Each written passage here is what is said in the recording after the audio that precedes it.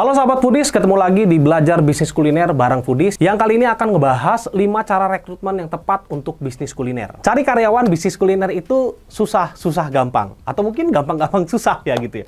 Proses rekrutmen menjadi salah satu proses yang cukup penting untuk menentukan baik atau enggaknya sih pelamar yang akhirnya nanti akan jadi calon karyawan kita. Karena nih teman-teman, dengan mendapatkan karyawan yang kompeten, dapat meningkatkan citra dan juga value perusahaan atau bisnis yang sedang kita jalankan agar menjadi lebih berkembang. Oleh karena itu, pebisnis kuliner harus bisa menyiapkan proses rekrutmen yang efektif dan juga tepat, biar gak nyesel nantinya.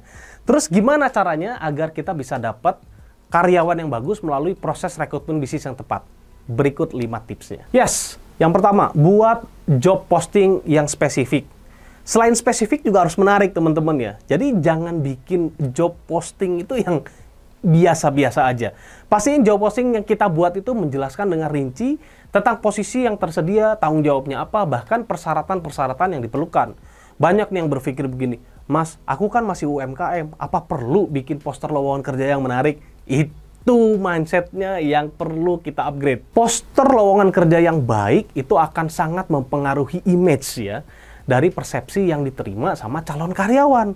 Dia akan berpikir, seperti apa sih calon perusahaan gue nanti, seperti apa sih pekerjaan yang nanti akan gue lamar gitu. Itu jadi sangat akan berpengaruh teman-teman. Yang kedua, ya setelah kita tadi ngomongin tentang job posting atau poster lowongan kerja yang kece gitu ya, kita ngomongin pengkondisian dan kualitas interview. Nah, jangan-jangan selama ini pada saat kita melakukan proses interview pengkondisiannya nggak bagus ya. Contohnya nih misalnya pemilihan tempat untuk proses interview gitu.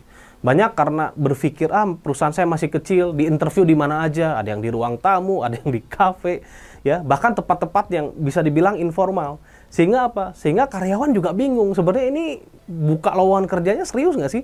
Sebenarnya owner ini yang menginterview saya serius nggak sih? Itu akan menjadi poin-poin yang akan ada di benak pelamar sebelum mereka bekerja di perusahaan kita nanti. Jadi pastiin pada saat proses interview, persiapkan dengan matang ya. Mulai dari cara menginterviewnya sampai ke bahan-bahan yang dibutuhkan. Misalnya nih, persiapin formulir diri gitu ya. Tes psikotes jika perlu untuk posisi-posisi tertentu kan pasti membutuhkan itu. Sampai ke dokumen-dokumen lain yang dibutuhkan. Dan jangan lupa teman-teman ya, ada satu hal yang kadang-kadang ini banyak sekali miss-nya.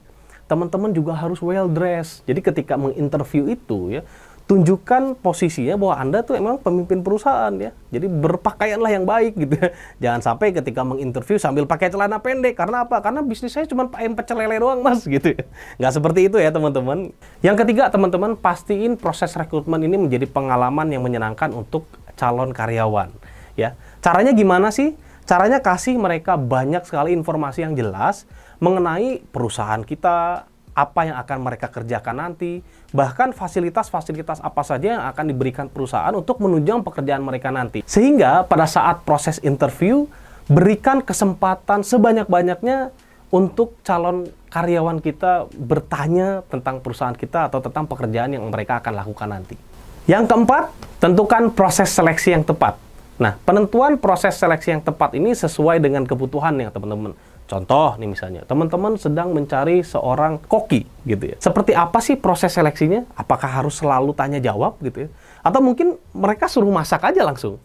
Kalau misalnya teman-teman cari waiter misalnya, apakah perlu tanya pendidikannya terlalu detail gitu ya? Bahkan ke pertanyaan-pertanyaan yang sifatnya administratif. Atau sesimpel dengan coba minta mereka untuk bawa baki, bawa makanan untuk mengantarkannya ke pelanggan gitu ya. Nah, jadi pastiin proses seleksinya juga sesuai dengan apa yang mereka akan kerjakan nanti ya. Lakukan wawancara tatap muka itu penting, tapi tetap lakukan tes secara tertulis ataupun tidak tertulis dengan praktek-praktek tadi juga penting. Yang kelima, teman-teman lakukan verifikasi referensi dan latar belakang. Pastiin bahwa kandidat yang kita pertimbangkan harus memiliki latar belakang yang baik dan juga referensi yang sesuai dengan kebutuhan kita dengan melakukan verifikasi yang tepat.